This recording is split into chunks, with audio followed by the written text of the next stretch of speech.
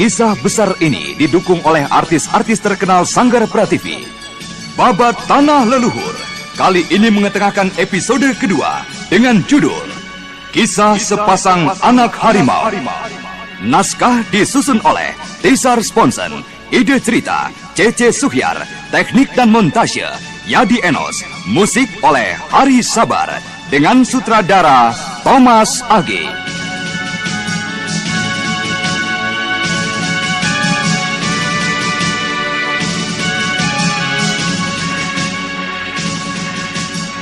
Dalam seri ke-47 ini didukung oleh Eli Ermawati sebagai Anting Wulan, Chris Urspon sebagai Saka Palwaguna, Hari Akik sebagai Wanayasa, Edi Dosa sebagai Ki Sempar, Jimmy sebagai Saprang, Mogan sebagai Calung, dan pengantar cerita Lukman Tambose. Selamat menikmati.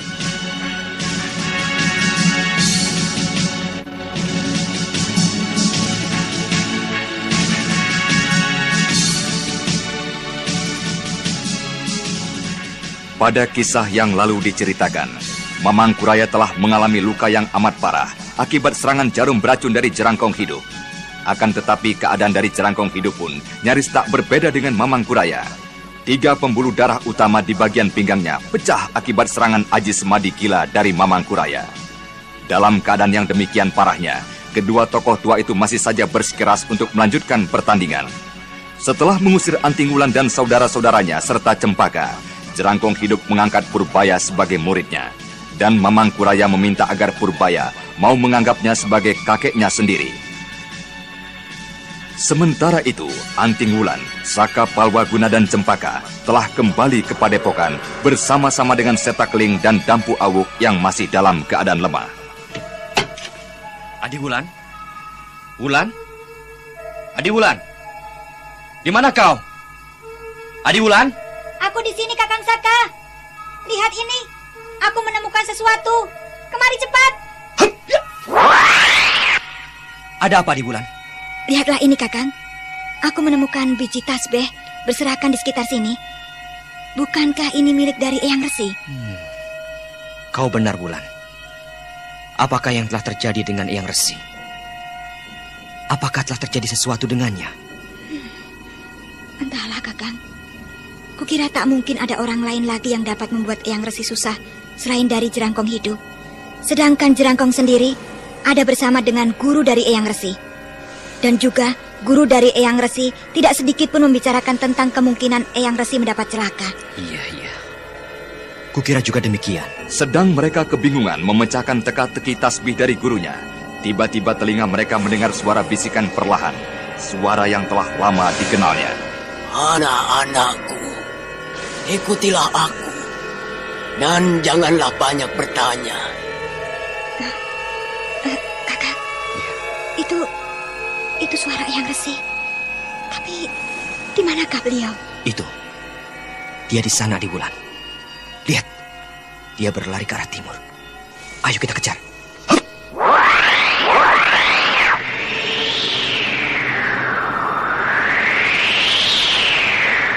Dengan kidang mamprung yang hampir sempurna, kedua remaja itu berusaha untuk mengejar Resi Wanayasa gurunya. Sampai akhirnya, ketika mereka sudah jauh meninggalkan Padepokan Gua Larang, Resi Wanayasa menghentikan larinya. Cukup. Kita dapat berbicara di sini, anakku. Eyang, kami menghadap. Bangunlah, anakku. Marilah kita duduk dan bicara di sini. Eyang, apakah yang sudah terjadi dengan padepokan kita? Ceritakanlah dulu padaku tentang Mayang. Eyang sudah berhasil diperdaya. Wanita yang datang ke padepokan kita adalah Mayang Telasi. Si bidadari pencabut nyawa.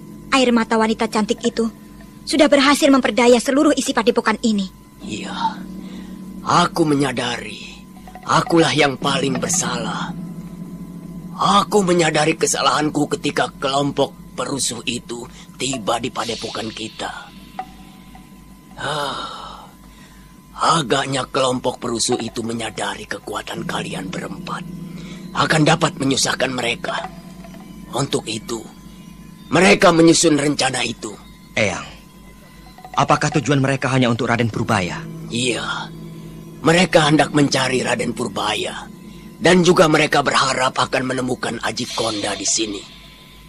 Kelompok itu bekerja pasti karena mengharapkan imbalan dari penguasa baru itu. Setan, awas kau Sentana. Suatu saat, aku akan datang ke istanamu membalaskan hinaan ini. Eyang, kenapa kami harus menemui Eyang di sini? Kenapa kita tidak bicara di Padepokan saja? Tidakkah Eyang ingin melihat keadaan Kakang Seta yang terluka? Dan juga adik Dambu Awuk? Aku tidak dapat menemui kalian di sana. Aku mempunyai persoalan yang penting. Jika saja cucuku tidak berada di sini, tentu aku tidak akan bersembunyi seperti ini. Justru aku yang akan datang mencari kalian. Raden Karmapala? Iya, Raden Karmapala. Aku bertanggung jawab pada orang tuanya untuk memberikan pendidikan dan juga menjaga keselamatannya. Lalu di manakah sekarang Raden Karmapala? Kusembunyikan di sebuah tempat yang aman. Akan tetapi, sayang sekali Raden Purbaya tidak kuketahui di mana beradanya. Raden Purbaya? Raden Purbaya semula bersama kami, Eyang. Tetapi kini dia telah diambil oleh Jerangkong Hidup. Jerangkong Hidup. Kau sungguh-sungguh, Saka. Sungguh, Eyang. Raden Purbaya baru saja lepas dari tangan kami. Jerangkong dan Mamang Kuraya telah bekerja sama mengambilnya. Mamang Kuraya? Guruku Mamang Kuraya yang mengambil anak itu? Benar, Eyang.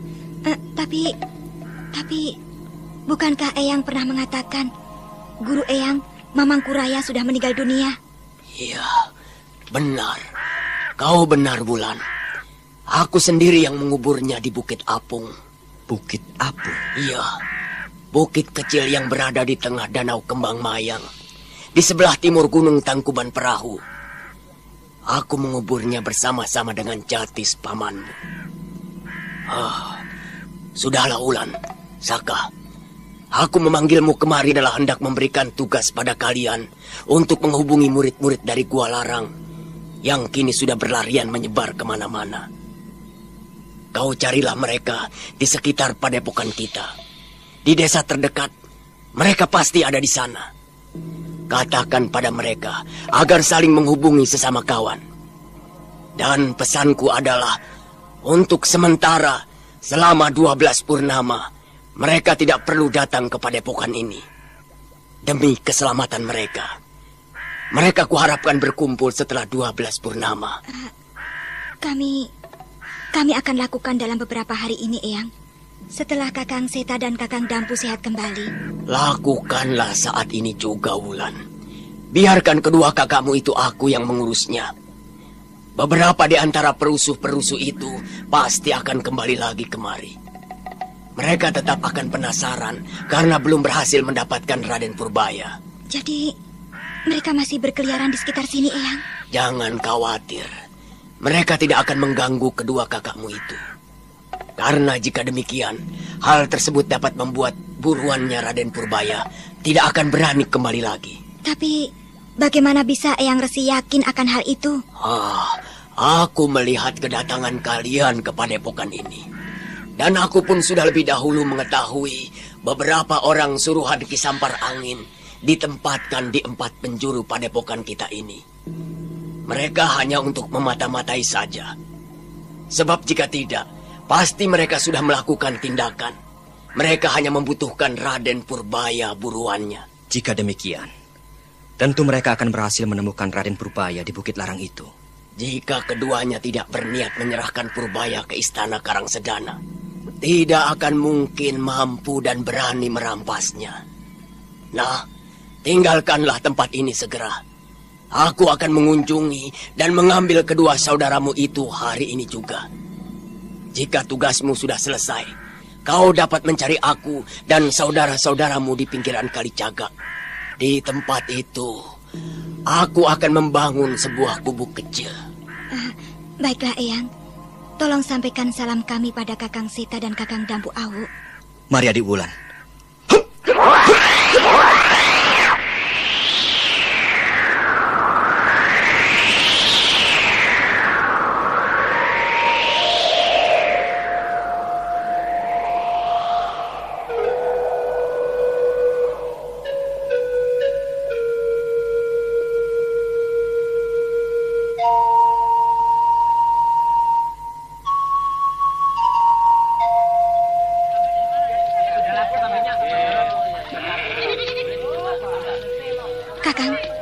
Kenapa Kakang mencari ke desa ini? Tidak ke sumur opat? Aku yakin mereka tidak akan betah lama-lama berada di sana. Karena pasti di desa itu banyak berkeliaran kelompok perusuh yang masih penasaran belum mendapatkan Raden Purbaya. Karena sumur opat adalah desa terdekat dari padepokan kita. Jadi Kakang yakin akan menemukan mereka di sini? Iya. Kita lihat saja nanti, Wulan. Jika kita tidak menemukan di desa Panciringan ini, kita akan mencari di desa sebelah baratnya, desa Daun Jati. Kakang, kita beristirahat di warung. Sebentar, Wulan. Kau lihat di sana itu. Aku melihat 2 orang yang amat mencurigakan. Yang mana, Kakang? 2 orang itukah yang kau maksud? Iya, benar. Orang yang tinggi kurus dan berhidung petek. Serta kawannya yang membawa golok besar di pinggangnya. Iya, aku melihatnya. Tapi apa yang membuat Kakang curiga pada mereka? Keduanya agaknya sedang mengikuti seorang laki-laki tua. Ayo, mari kita ikuti mereka. Baik, Kakang.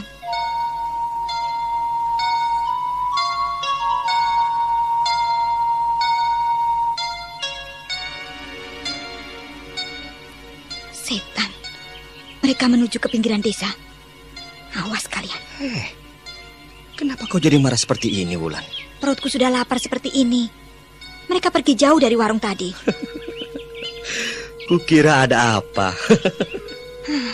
Kakang, Ya. laki-laki tua itu masuk ke dalam kubu kecil itu. Aku ingin tahu apa yang diingini oleh kedua laki-laki yang mengikuti orang tua itu. Kita pergunakan aji 4 arah pembeda gerak untuk mengetahui pembicaraan mereka.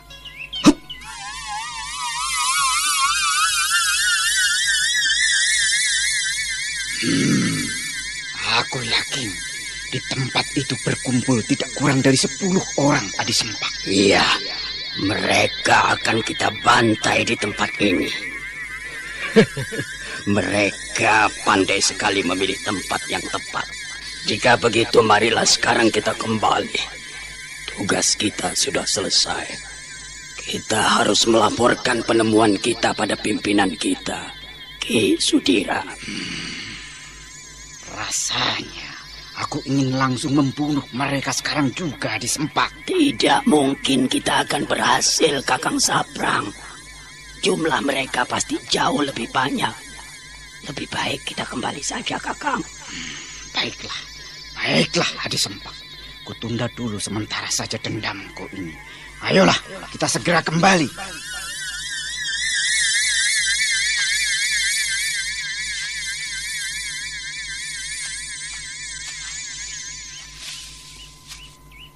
Kakang, Iya. rupanya orang tua tadi yang kita ikuti adalah salah seorang dari saudara kita. Iya. Siapakah orang tua itu? Kita tidak dapat melihat wajahnya dengan jelas. Orang tua itu berjalan di depan kita. Ayo, kita coba temui orang itu, Wulan. Mari, Kakang. Adi Wulan, kau ketuklah pintu itu. Baik, Kakang.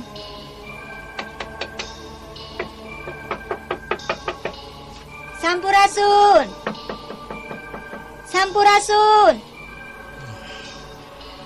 Mereka pasti masih berada di dalam. Sampurasun! Siapakah kalian, Kisanak? Keluarlah! Ada yang ingin aku bicarakan dengan kalian. Kami datang dengan maksud baik. Keluarlah sebentar. Hei, kaukah Paman Calung? Oh, Raden, Wulan. Hei, kawan-kawan. Raden Saka datang. Raden, di mana Raden? Raden sedang keliling. Raden. Raden tidak pawuk. Di mana kakek Seling? Kemana saja? Di mana saja kalian selama ini? Tenanglah Paman Calo, Paman Sangkal, Sarpin. Aku datang kemari menemui kalian, hendak menyampaikan pesan dari Eyang Resi. Eyang Resi? Iya. Di mana beliau sekarang? Saat ini Eyang Resi sedang sibuk merawat secara khusus Raden Karmapala. Eyang Resi merasa bertanggung jawab pada ayahandanya Sang Prabu sana. Nah, dengarlah kalian.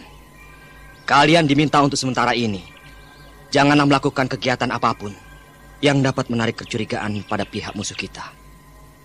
Kembalilah pada keluarga kalian masing-masing. 12 purnama, kalian diharapkan untuk kembali ke Gua Larang. Kenapa kita harus berpisah begitu lama, Raden? Pihak perusuh yang belum mendapatkan buruannya masih saja banyak mengintai di sekitar padepokan. Oleh karena itu, aku harapkan sekarang juga kalian tinggalkan tempat ini. Kenapa jadi begitu, Raden? Ada apa? Memangnya ada apa, Raden? Apa yang terjadi, Raden? Beberapa saat lagi, kalian akan dikepung oleh para perusuh. 2 orang mata-mata mereka mencurigai Paman Calo. Mereka mengikuti sampai di depan gubuk ini.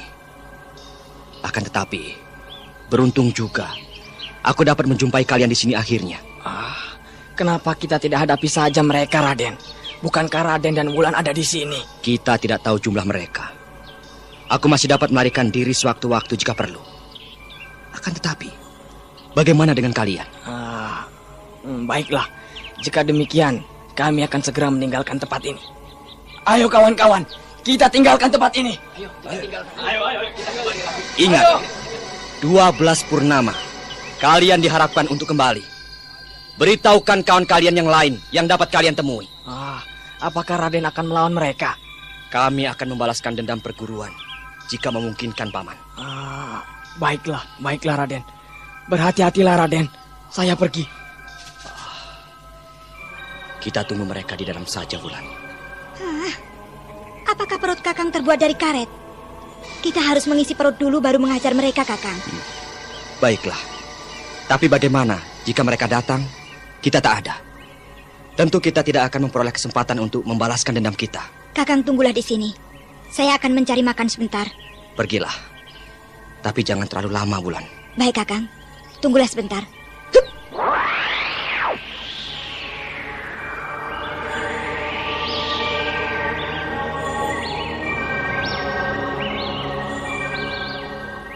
Sebaiknya aku istirahat di dalam saja.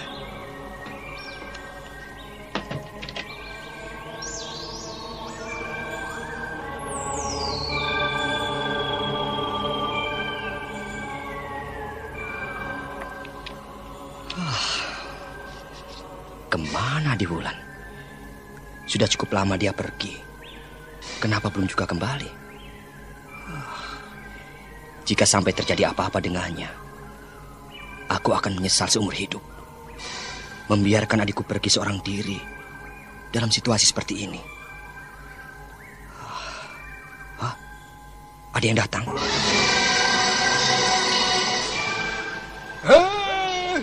Keluarlah kalian, kelinci-kelinci dari Gua Larang. Ayo, keluarlah. Mereka sudah datang. Tetapi di mana di Wulan? Kenapa dia belum juga tiba? Hei! Keluar cepat! Atau ku pecahkan pintu ini! Hayat! Hei! Kenapa di dalam pondokan ini tidak tampak seorang juga?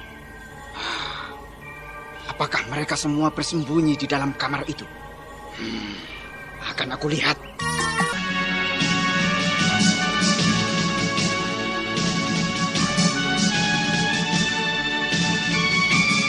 Ki Saprang, salah seorang perusuh yang turut serta dengan rombongan Ki Sampar Angin menyerbu Gua Larang, masuk ke dalam pondokan kecil itu dengan berbekal golok dan dendamnya yang menyala-nyala.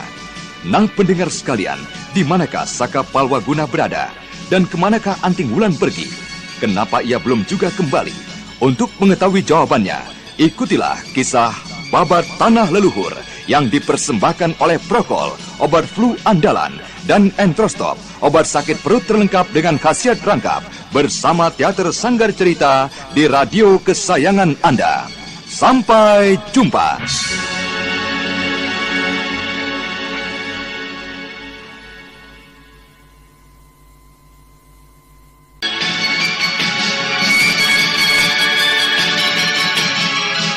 dalam seri ke-48 ini didukung oleh Eli Ermawati sebagai Anting Wulan, Chris Urspon sebagai Saka Palwaguna, Hana Pertiwi sebagai Sariti, Lili Nur Indasari sebagai Mayang Telasi, Asdi Suwastra sebagai Ki Sudira, Edi Dosa sebagai Ki Sempat, Juni sebagai pembicara 1, Herman sebagai pembicara 2, dan pengantar cerita Lukman Tambose.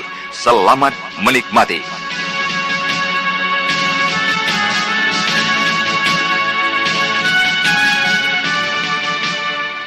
Pada kisah yang lalu diceritakan, Resi Wanayasa menemui muridnya Saka Palwaguna dan Anting Wulan secara sembunyi-sembunyi. Resi Wanayasa tidak ingin mengambil resiko terlibat dengan perusuh-perusuh itu demi tanggung jawab pada Prabu Sana untuk menjaga anaknya Karmapala. Kemudian, Resi Wanayasa memerintahkan kedua muridnya untuk menghubungi murid-murid yang lain yang tersebar entah kemana agar kembali kelak setelah 12 bulan. Dan dalam perjalanan pertama, di desa Paciringan, ia berhasil menyelamatkan sekelompok saudara-saudara seperguruan yang hendak dibantai oleh para perusuh yang bekerja untuk Ki Sampar Angin.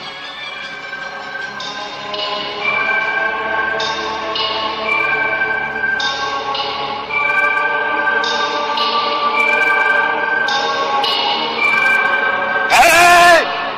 Keluar cepat! Atau ku pecahkan pintu ini! Hei!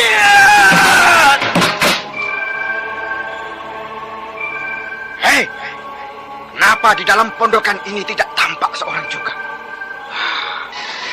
Apakah mereka semua bersembunyi di dalam kamar itu? Akan aku lihat.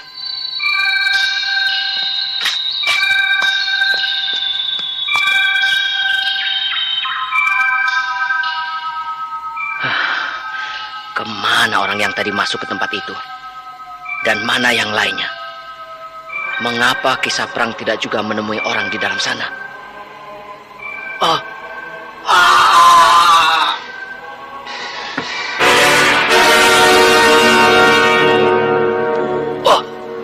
Celaka Kakang Saprang.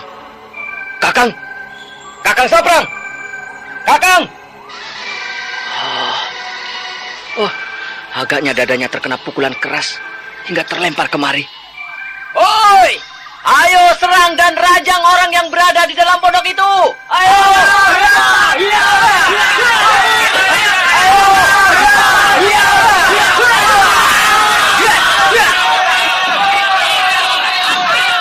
Bagaikan lebah yang menyerang api, satu persatu para perusuh yang menerjang masuk ke dalam pondok itu terlempar kembali dan jatuh di halaman pondok kecil itu.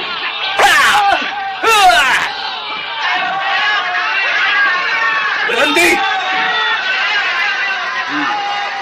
Kau hebat sekali, Sempak. Kau berani melanggar perintahku. Aku sudah melarangmu untuk datang ke tempat ini. Kenapa kau datang juga? Kau mengorbankan banyak orang-orangku. Ampun, Ki. Saya tidak dapat menghalangi kekerasan hasrat Kakang Saprang untuk datang membalaskan dendamnya. Dan lagi, kami pun tidak pernah membayangkan akan menemui keadaan seperti ini, Ki. Berapa jumlah setan Gua Larang itu? Saya tidak tahu, Ki. Saya baru saja tiba. Orang di dalam pondok itu belum menampakkan dirinya sejak tadi. Baik. Mundurlah kau, bodoh. Ya. Hei, sanak yang di dalam sana. Keluarlah kau. Kalian sudah kami kepung. Kami sedang mencari orang-orang dari Gua Larang.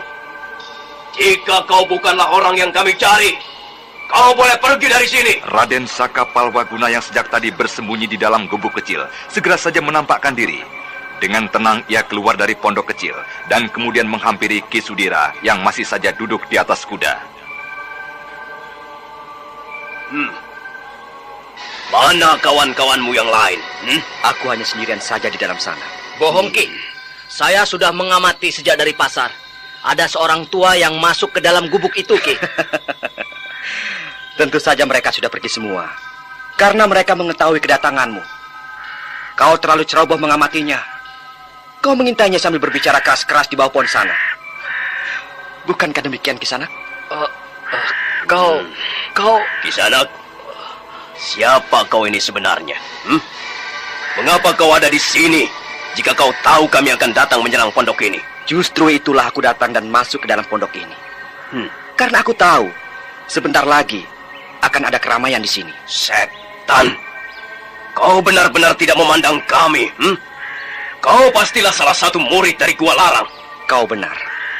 Aku adalah salah satu murid padepokan itu. Kenapa kau hanya duduk saja di atas kuda itu? Setan. Bocah. Belum saatnya kau bicara besar di hadapan orang seperti aku. Untuk kesombonganmu, aku, Ki Sudira, akan menyeretmu di belakang kudaku ini hingga ke Karang Sedana, ke hadapan Ki Sampar Angin. Kenapa kau tidak cabut saja pedangmu itu, Ki Sudira? Kau terlalu sombong, anak muda.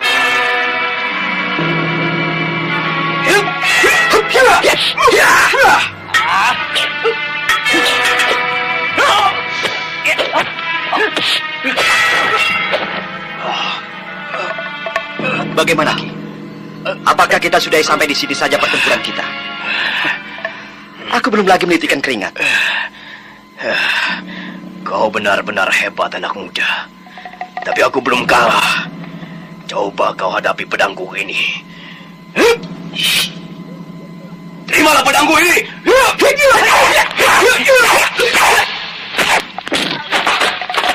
Ki Sudira, yang merupakan salah satu pimpinan dari para prajurit pengintai desa Paciringan, menyerang Raden Saka Palwaguna dengan kibasan dan gerak tipu yang tidak terduga.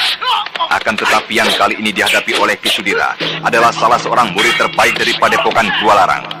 Maka ketika kibasan pedangnya berhasil dielakkan oleh Saka Palwaguna, Ki Sudira berniat untuk menarik serangannya sambil melancarkan tendangan ke arah tubuh murid dari Gua Larang. Akan tetapi belum lagi sempat pimpinan prajurit pengintai itu menarik serangannya, maka pedangnya sudah berada dalam jepitan dua jari lawan. Lepaskan pedangku. Untuk apa kau ambil lagi pedangmu ini? Jika memang sudah tidak ada artinya lagi bagimu, ha? Lepas. Ki Sudira, kau seharusnya mencari pedang yang lebih baik lagi dari yang ini. Untuk apa kau memiliki pedang rapuh seperti ini? Ha? Nah, Ki Sudira, aku pergi. Sampaikan salamku untuk Ki Sampar. Dan katakan padanya, satu saat aku akan datang membalas semua penghinaannya.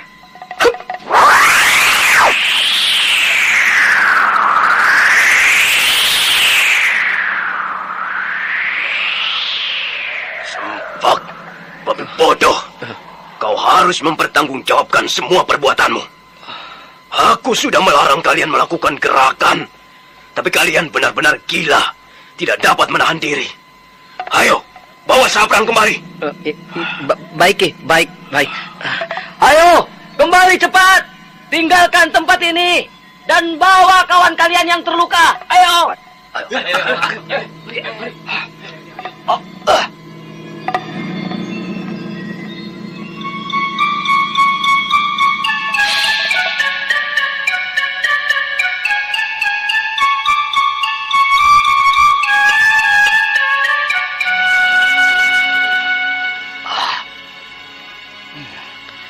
Kemana Adi Wulan? Kenapa sampai sekian lama tidak juga kembali? Aku harus mencarinya ke tengah desa Paciringan. Sementara itu, Anting Wulan yang mencari makanan di sebuah warung di desa Paciringan bertemu dengan sekelompok orang yang sedang membicarakan sesuatu yang amat mencurigakan.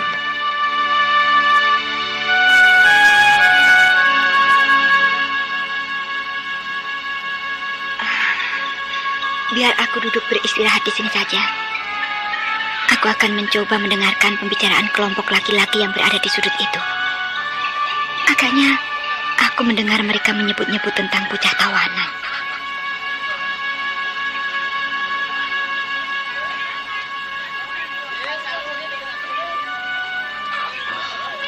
Aku kira Nyai Mayang juga terlalu berani membawa tawanan itu seorang diri. Dan hanya mempergunakan gerobak kuda. Ya, kata-katanya benar menyakitkan aku tadi. Kita dianggap babi yang tidak berguna. Dia menganggap tidak ada artinya pasukan pengawal menyertainya. Ya, tapi ada baiknya juga, Kakang. Kita tidak akan menanggung resiko berat mengawalnya. Coba saja bayangkan, jika yang dikatakan anak itu benar.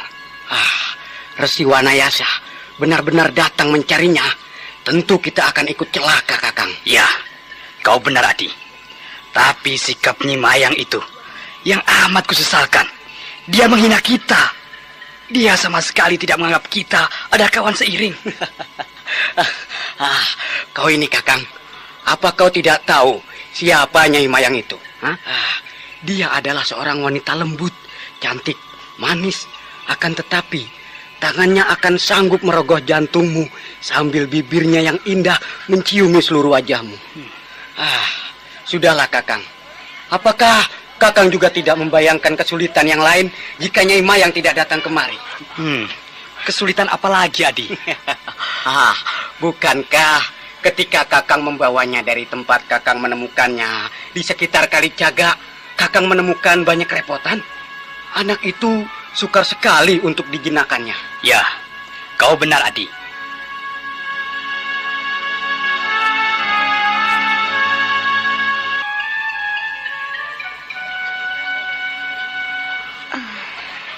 Aneh. Menurut pembicaraan mereka, pastilah Raden Karmapala berada di tangannya. Saat ini sedang dalam perjalanan menuju Karangsedana. Pastilah anak itu berhasil ditangkap saat Eyang Guru menemuiku di padepokan. Aku harus segera mengejarnya sebelum setan wanita itu semakin jauh meninggalkan desa Paciringan ini. Ya, biarlah Kakang Saka mengatasi kelinci-kelinci itu seorang diri. Kukira sedikit pun ia tidak akan mengalami kesulitan. Aku harus mencari seekor kuda. Kukira kelak aku memerlukannya jika aku berhasil mendapatkan Raden Karmapala.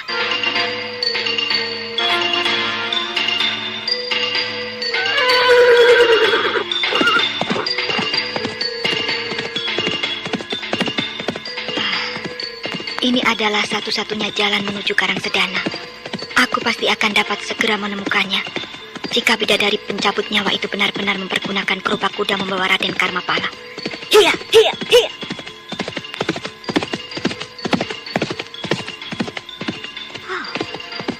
Siapa itu yang sedang bertempur di depan sana? Gerobak kuda itu? Iya, benar. Itu pastilah Mayang. Mayang Telase yang telah terlibat dalam pertarungan. Tapi siapakah wanita yang menjadi lawannya?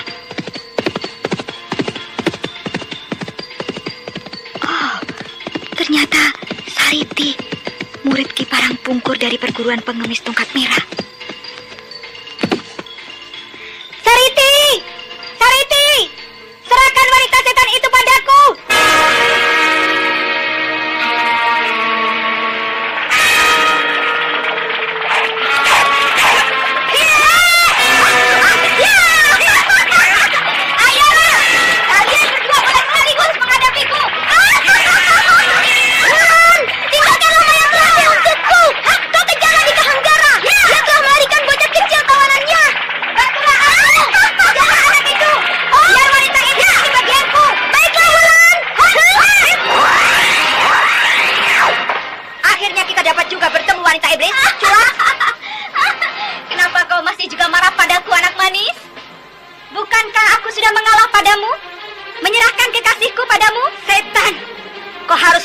Penghinaan yang sudah kau lakukan pada kami seluruh padepokan Gua Larang. Murid dari padepokan Guang yang perkasa menyerang Mayang Telasi dengan jurus ampuh dari kincir metu tingkatan ke-6. Serangannya berputar mengarah ke seluruh bagian berbahaya di tubuh Mayang Telasi. Akan tetapi lawan yang kali ini dihadapi adalah seorang wanita yang telah banyak memiliki ilmu dan ajian serta segudang pengalaman. Ayo, majulah anak manis. Hup, hiya!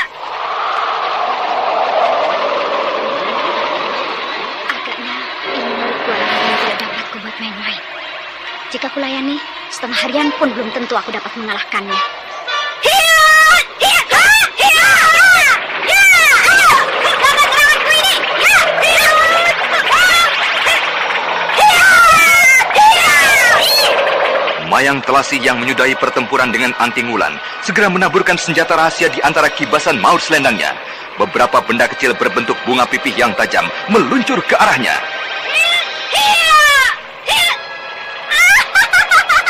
Kita sudahi saja pertempuran yang tidak ada gunanya ini, anak manis.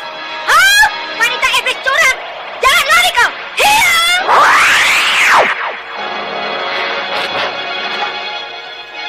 Setan. Wanita itu mempergunakan kesempatan lari ketika aku sedang berguling-guling menghindarkan serangan senjata rahasianya. Aku harus menyusul Sariti yang sedang mengejar Raden Karmapala. Hiya, hiya, hiya.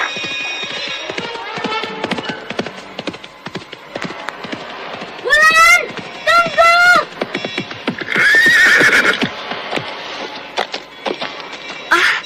Kau Sariti? Bagaimana dengan Raden Karmapala? Raden Karmapala? Anak kecil itukah yang kau maksudkan? Iya, anak yang mereka bawa itu adalah Raden Karmapala. Bagaimana? Apakah kau tidak berhasil menemukannya? Aku yakin Dika Hanggara masih berada di sekitar sini. Kekasih dari Mayang Telasi itu tidak akan dapat berlari cepat dengan beban Raden Karmapala. Dan aku yakin saat ini laki-laki licik itu sedang bersembunyi. Sariti, kenapa kau tiba-tiba saja berada kembali di daerah ini dan melibatkan diri dengan masalah kami? Seorang anggota perguruan kami yang sempat melacak rencana penyerangan ke Gua Larang telah diketemukan tewas di Karang Sedana. Dan kawan lainnya yang tertangkap berhasil melarikan diri dari tahanan anak buah Ki Sampar dan baru saja memberitahu pagi tadi. Jadi kami terlambat datang membantu. Apakah gurumu Ki Parangpungkur juga datang kemari? Beberapa orang anggota perguruan sedang berusaha mencari di mana guru berada. Terima kasih atas bantuan kalian dari Tongkat Merah. 2 kali sudah kalian membantu kami dari Gua Larang. Tidak apa, Wulan.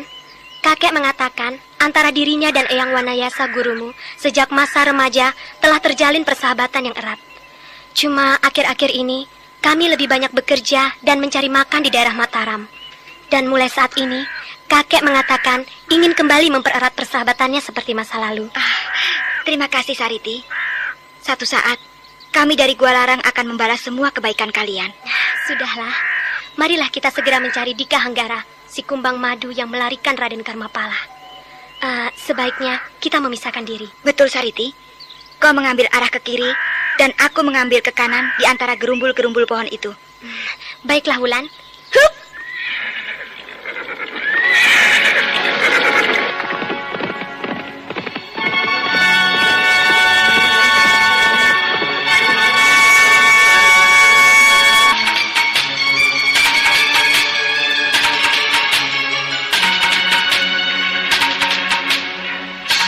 Anting Wulan dan Sariti segera berpisah untuk mencari jejak Dika Hanggara si kumbang madu. Keduanya segera menyelusup di antara gerumbul pepohonan di kiri kanan jalan utama di luar desa Paciringan. Nah, pendengar sekalian, apakah mereka berhasil menemukan Dika Hanggara yang melarikan Raden Karmapala? Kemudian, bagaimana pula dengan kisah dari Raden Purbaya di tangan kedua tokoh Mahasakti di Bukit Batu Larang? Untuk mengetahui semua jawabannya, ikutilah kisah Babat Tanah Leluhur yang dipersembahkan oleh Prokol, obat flu andalan, dan Entrostop, obat sakit perut terlengkap dengan khasiat rangkap, bersama Teater Sanggar Cerita di radio kesayangan Anda. Sampai jumpa.